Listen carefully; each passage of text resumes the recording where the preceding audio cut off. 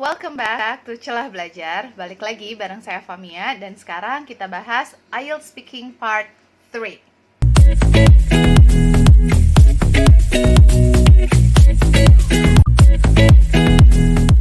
So, di IELTS Speaking Part 3 ini adalah part terakhir dari Speaking IELTS. Jadi kemarin kita udah bahas Speaking Part 1, terus Speaking Part 2, dan ini adalah yang terakhir. Di Speaking Part 3 itu ada sekitar 4-5 menit waktu kalian untuk menjawab beberapa pertanyaan. Nah, banyaknya pertanyaan ini tergantung dari examinernya. Jadi mereka nggak akan matok misalnya ada 6, ada 8, 5. Tergantung dari jawaban kalian dan dari kemauan examinernya basically ya.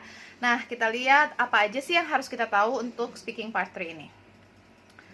Okay, these are actually some tips and trick, tapi beberapa yang memang essential, yang penting banget buat dilakukan oleh IELTS test taker. 1, don't try to finish quickly.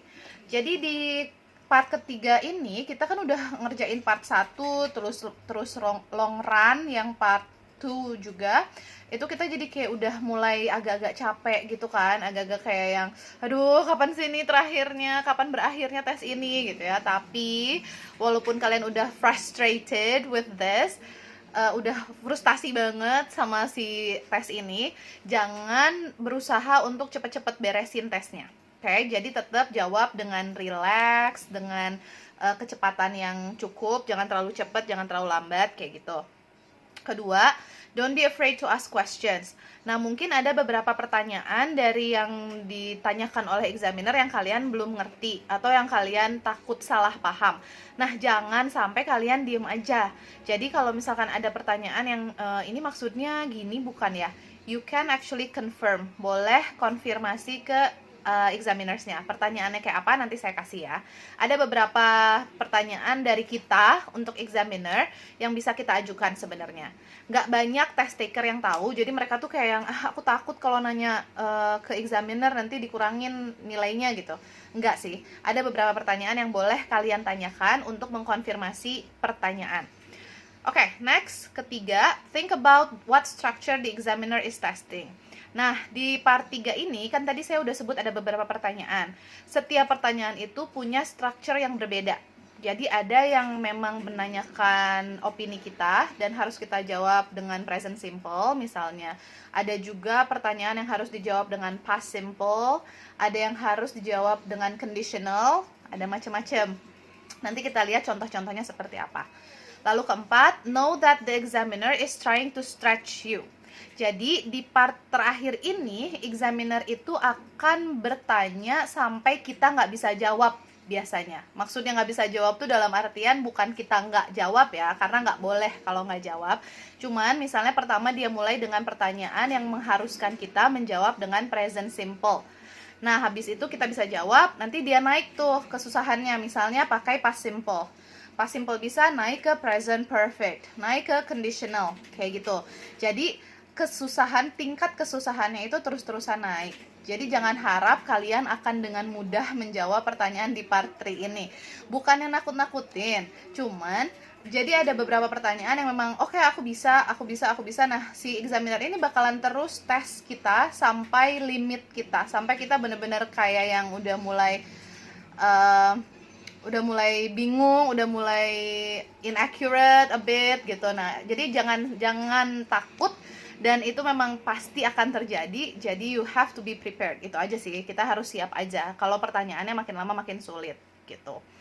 Kelima, always give an answer. Nah, ini baru tadi kita bahas ya. Jadi walaupun kalian nggak tahu jawabannya atau nggak takut salah grammarnya, that's okay. Nggak usah ragu, nggak usah takut, tetap jawab aja pertanyaannya.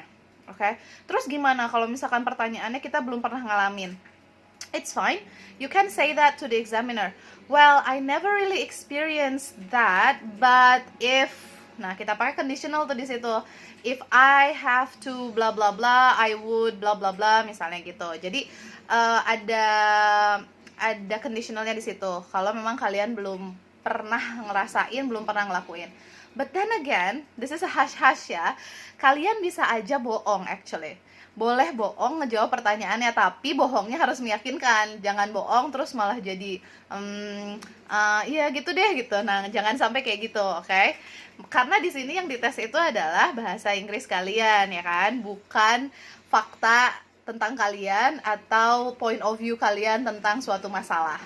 Oke? Dan terakhir, try to be as relaxed as possible. Sama kayak yang sebelum-sebelumnya. Oke? Try to be as comfortable as possible, senyaman mungkin, sesantai mungkin. Karena kalau kalian udah mulai nervous, udah mulai gugup gitu ya, udah mulai takut, itu nanti jawabannya suka ngaco kemana-mana. Terus kadang-kadang malah kata-kata yang simple aja bisa jadi lupa gitu kan, gara-gara kalian gugup. Oke. Nah, sekarang pertanyaan apa sih tadi yang bisa kalian tanyakan ke examiner? Ada 3 sebenarnya, tapi di sini saya saranin cuma nanya 2 dari 3 pertanyaan ini aja. Oke, jangan ditanya 3-tiganya. So, pilih aja yang mana yang mau kalian tanyain, hanya boleh maksimal 2. Oke, pertama, can you repeat the question please? Can you repeat the question please? Nah, itu untuk menanyakan kalau misalkan kalian nggak yakin dengan pertanyaan yang dikasih oleh examiner, atau nggak kalian nggak bisa ngerti pertanyaannya apa, maksudnya pronunciation-nya mungkin agak berbeda dan kalian nggak nangkep gitu ya, itu you can actually ask that. Kedua, can you explain what you mean? Nah, kalau can you explain what you mean, artinya nanti examiner akan memparaphrase, akan diganti bentuk kalimatnya supaya kalian bisa mengerti pertanyaan itu. Yang terakhir, can you explain what the word means please? Can you explain what the word blah means, please? Jadi itu kita ada satu kata yang kita nggak ngerti, yang memang atau nggak kita takut salah paham, dan kita tanyain ke examiner maksud dia dengan kata itu tuh apa, gitu. Oke, so only choose 2, pilih 2 aja, jangan 3. Jangan 3-tiganya ditanyain. Oke, nah ini adalah common type of questions yang akan kalian dapat di part 3. Opinion, hypothetical, compare and contrast, change, future, and benefits. Opinion itu biasanya kita akan tambah personally atau enggak for me saat kita menjawab. In my opinion, itu bisa. Hypothetical itu seperti yang tadi saya udah beritahu ya. Jadi ini adalah suatu kondisi berangan-angan. Let's say if you were the president, what would you do about this COVID-19 situation? Itu kan kita bukan presiden, ya kan? Jadi kita harus kalau kalian jadi presiden, kalian mau ngapain? Nah, itu kita jawab pakai conditional. Ada compare and contrast. Nanti ada perbandingan, misalnya which one do you think is better? To raise the tax on vehicle or to just ban the sales of vehicle in Indonesia to limit the pollution, let's say. Itu juga bisa. Lalu change, something that happened in the past, sesuatu yang terjadi di masa lampau dan gimana sih sekarang, apa masih sama atau berbeda. Misalnya value, nilai-nilai yang dianut oleh masyarakat Indonesia di tahun 2020 beda nggak dengan masyarakat Indonesia di tahun 1950 misalnya. Nah, itu kita harus bicarakan. Lalu future, more or less the same, hampir mirip, cuman di masa sekarang dibandingin dengan masa depan. Benefits itu nanti akan ada misalnya why do you help other people in your neighborhood? What would it benefit you, let's say. Misalnya kayak gitu contohnya, oke? Nah, ini adalah common question structure. Tapi ini nggak selalu seperti ini sih, cuman biasanya akan seperti ini. Contohnya nih, how has blah blah blah change in recent years? Bisa jadi how has internet use change in recent years? Misalnya, how will internet use change in the future? How would we make internet better? Why do people browse the internet? What are the advantages and disadvantages of internet? Contohnya gitu, tetap satu topik, tapi ini adalah bentuk pertanyaan yang biasa muncul di speaking part 3. Contoh nyatanya akan jadi seperti ini misalnya. How have mobile phones changed the types of relationship people make? Nah, ini adalah pertanyaan opinion. Jadi kalian bisa jawab dengan past atau present atau kombinasi keduanya, karena kan ini how have mobile phones changed the types of relationship people make. Jadi kita contrasting, kita bandingkan yang dulu dengan yang sekarang gitu. Lalu pertanyaan kedua, some people think that children should not be allowed to use mobiles. Do you agree? Now we have to evaluate someone's opinion. and the reason why. Ya, how has mobile phone use changed in the last 10 years? Kita jawab dengan past dan present, atau bisa juga pakai present perfect, ya, karena menunjukkan perubahan, change itu. Lalu, how will mobile phones change in the future? This is when you have to make prediction. I think there will be more mobile phones being used by people in the world, let's say, or maybe none, up to you. Okay. Nah, lalu yang terakhir, if you could add any new feature to a smartphone, what would it be? Hypothetical, ya, karena we can't really add any new feature as a commoners, ya, but maybe if you are a programmers or a game developer or something, you can actually do that. But if you are not those things, then it is a hypothetical question. Jadi pakai if dan would, okay, conditional. Ini contohnya. Lalu strateginya untuk menjawab pertanyaan di speaking part 3, karena tadi kita nggak boleh ngomong terlalu pendek, karena gini, kita udah ada speaking part 1, part 2, dan part 3. Nah, speaking part 1 bentuknya mirip kayak part 3, tapi tentang diri kita sendiri kan, dan jawabannya itu sekitar 1 kalimat sampai 2 kalimat. Nah, untuk di sini kita harus jawab lebih panjang dari itu. So, minimal kita harus jawab 3 kalimat atau 1 menit, ya. Nah, ini adalah strategi yang bisa kita terapkan. Kita sebut namanya area. A-R-E-A. A is for answer. So, you directly answer the questions. Okay? R is give reason. Kasih alasannya. Jawabannya tadi udah dijawab langsung, lalu kasih alasannya. Lalu E is examples. Abis kasih alasan, kita kasih contohnya seperti apa. Lalu yang terakhir, ini sih optional ya, boleh kalian pakai, boleh enggak. Yang terakhir itu adalah alternative. Jadi other point of view yang kalian punya tentang masalah tersebut. Boleh ada, boleh enggak. Ini contohnya yang tidak menggunakan alternative. What kind of things give status to people in your country?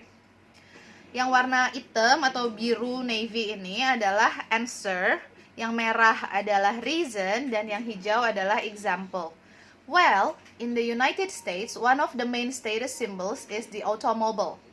Jawaban langsung kan. Lalu ini reason, America has a long history with cars, and many people believe that the kind of car you own represents your personality as well as your social status. Alasan kenapa automobile menjadi status simbol. For example, when people see a person get out of an Italian sports car, the public usually assumes that they are wealthy. People who have an old, beat-up car, on the other hand, are usually viewed as part of the middle or lower classes. Itu adalah examplesnya. Nah, ini contoh yang menggunakan alternatif. Nah, jadi yang warna biru di paling bawah itu adalah alternatifnya. Have things changed since your parents' time? Jawabannya dia, I have the feeling that many social values have changed quite a bit since my parents were growing up. Jawaban langsung, I mean, it seems impossible for all values to stay exactly the same over time with how rapidly culture has changed. That's reason. The American family structure and size are good examples. In the past, it was much more common for men to be the sole breadwinners of their family, whereas now, it's common for both men and women to work. Also, I'm pretty sure the average family size was much larger in the past. Itu example. Lalu alternative, that said, I think some values like the basic importance of family, for instance, will never change as they are part of our nature. Nah, jawaban dia, itu tadi kan awalnya berubah tuh katanya value dari family. Ada reasons-nya dan ada contohnya. Tapi alternatif ini adalah beberapa value dalam keluarga juga tidak berubah. Tetap masih ada yang sama seperti masa lalu. That's what I mean by alternative. Okay? Nah, ini kemudian beberapa contoh questions di part 3. Kalian bisa pakai ini untuk latihan, karena di part 3 ini harus banget latihan bareng partner. Jadi nggak hanya record doang, karena kan ada beberapa pertanyaan yang harus ditanyakan langsung nih.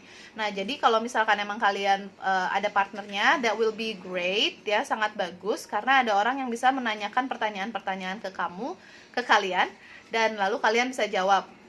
Terus di waktu dan di record juga, misalnya 1 menit nggak nih, ada 4 elemen tadi nggak, atau minimal 3, yang answer, reason, example.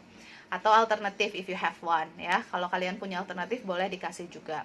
Nah, lalu kalau misalkan emang nggak ada partner sama sekali, masih bisa sih tetap latihan dengan record yourself, terus di waktu juga, lalu dianalisa apakah semuanya ada atau enggak, semua elemen yang tadi penting itu. Dan udah gitu kalau pertanyaannya karena nggak ada yang bisa nanyain, jadi bisa aja baca sih.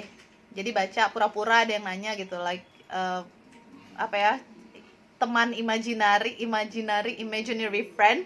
Jadi bisa pura-pura ada yang nanya terus kalian jawab. Tetap di record ya. Lalu contoh lainnya seperti ini. Rata-rata di sini ada 6 pertanyaan, tapi bisa jadi lebih. Kayak di sini ada 7. Society adalah yang paling common juga. Ini adalah contoh common questions yang ada di tahun kemarin. Oke, jadi kalian bisa ambil pertanyaannya dari sini dan jangan lupa keep on practicing. Alright, so that's it guys for our video today. Hopefully it will help you. Semoga bisa membantu kalian untuk latihan terus speaking IELTS. Dan sampai jumpa di video kita berikutnya. Dah.